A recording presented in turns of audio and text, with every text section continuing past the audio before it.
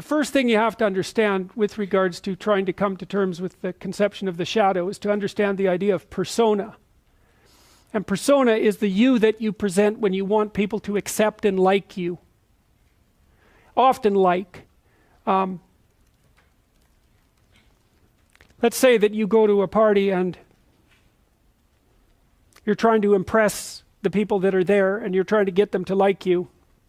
And so you maybe get jabbed at a little bit and you laugh and you go along with everyone so that they like you, and then you go home and you're bitterly resentful about the way that you were put down at this party.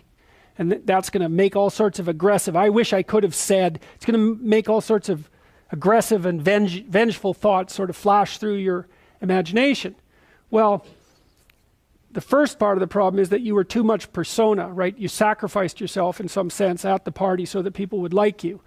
And in the second part, you're refusing to admit to the existence of those elements of you that would have actually protected you from doing that. So let's say you go home and you're all bitter and resentful and you have fantasies of revenge. I mean, that reveals to you the shadow part of you that's aggressive.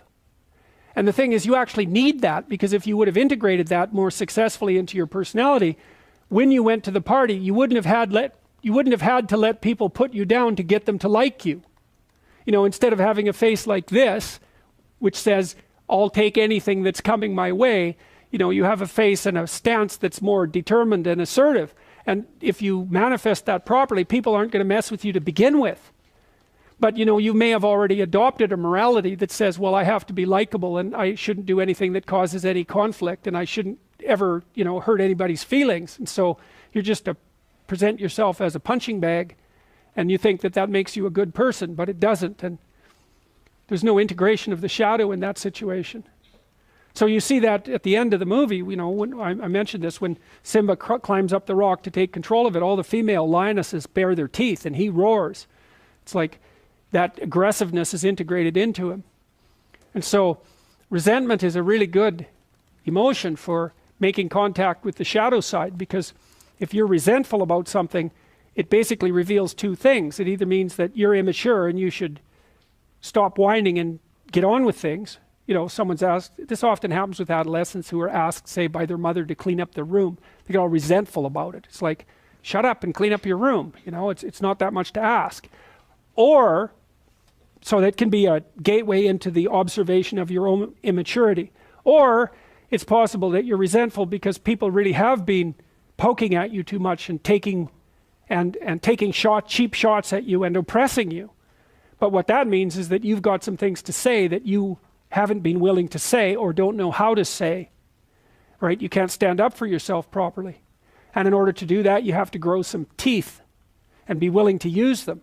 And again, that's something that might violate your morality, because you might say, well, I shouldn't be able to bite people. And the thing is, yes, you should be able to bite people hard. And if you're able to bite them, then generally you don't have to. But they need to know that you can, because otherwise, especially people who are badly socialized, they'll just keep encroaching on you and encroaching on you and encroaching on you and encroaching on you until you put up a wall. Like someone who's really well put together won't do that, because they're sophisticated. But if you run into people who only have boundaries because other people impose them on them and you won't do it, you're going to be the bullied one in the office, for example. You're not going to get a raise. People aren't going to credit you with your own work. Other people are going to take credit for it. And you're going to go home angry because you're doing your best and you're trying to get along with everyone and nothing ever goes your way. Well, it's because you're a pushover. And you think that's good because you confuse harmlessness with morality. It's not right. Just because you can't do any damage doesn't mean you're moral. It just means you don't have the capability for mayhem. And that makes you a pushover. I mean, the Jungian stuff is very, very dark, It's very dark because his notion of what constitutes a moral human being is much different from the typical view. He really thinks you get that horrible side of yourself integrated so it's up there where you can use it. Because otherwise you're dangerous. You can't say no to people and you'll go along with the crowd. And then if the crowd does something particularly pathological, which it's liable to do, you won't be able to resist it. You won't have the strength of character. And so then you'll fall prey to crowd pathology. And it'll be because you're too agreeable with a, with a shadow resentful side that the crowd and its murderous intent is going to act out.